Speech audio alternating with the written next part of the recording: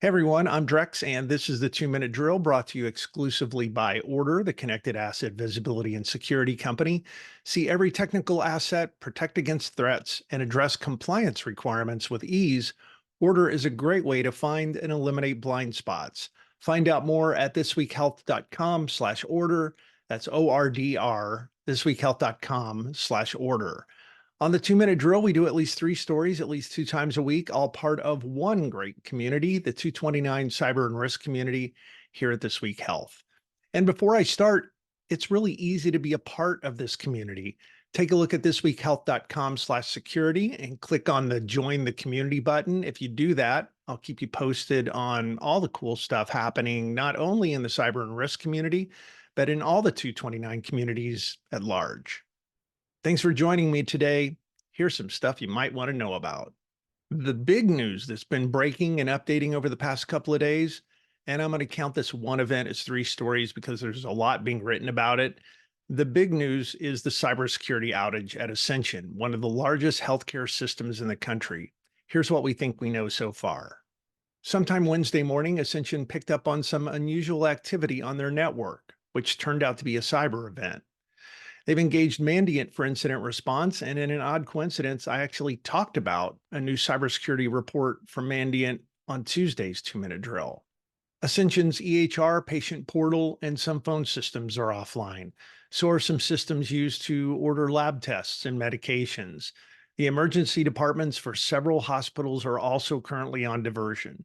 Physicians are reporting having to write everything on paper and physically go down to radiology if they want to see a patient's x-rays. Ascension, by the way, operates 142 hospitals and 40 senior care facilities in 19 states and the District of Columbia. They're the largest Catholic nonprofit health system in the US with nearly $30 billion in 2023 revenues. So this is clearly a big deal for patients and families in cities across the country.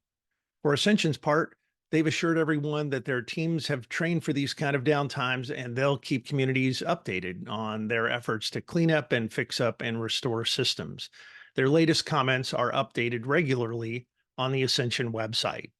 But this makes me think of another really important point. And if you're in the middle of or starting a hospital acquisition, or you're even considering a hospital acquisition, here's what the Ascension cyber event has highlighted for me.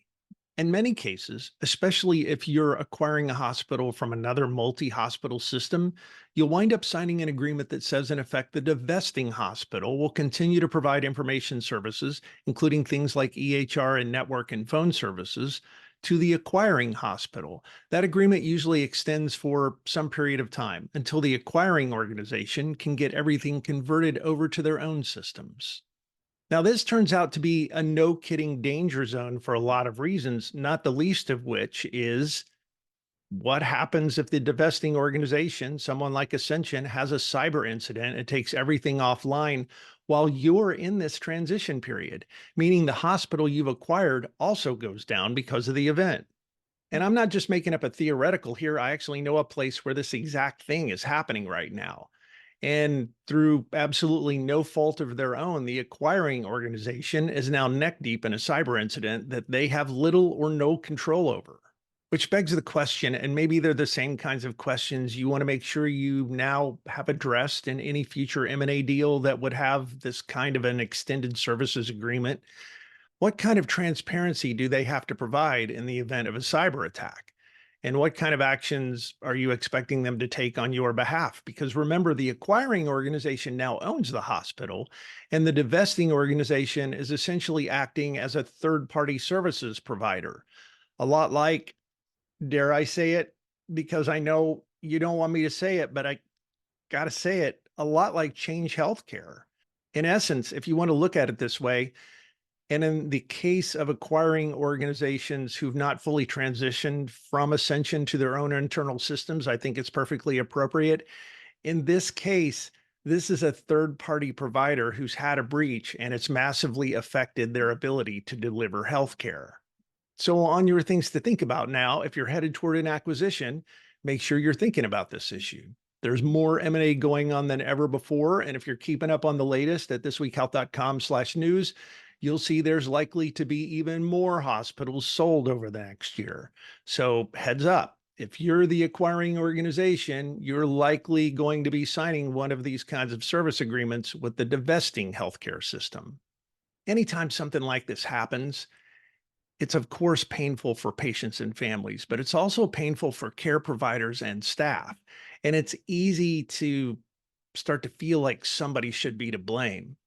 But it's also really important to remember that Ascension is most likely a victim of a crime.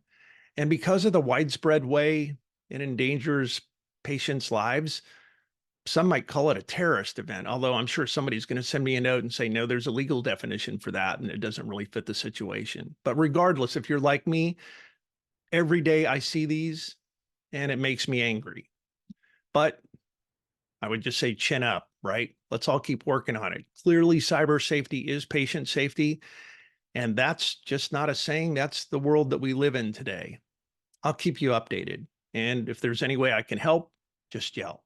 Thanks again to our partner Order, the exclusive sponsor of the 2-Minute Drill. Order continuously identifies and classifies hard to manage IoT and IoMT and OT devices, eliminating blind spots. You should also talk to them about Order AI Chasm. It's pretty cool. It's available in the AWS marketplace now.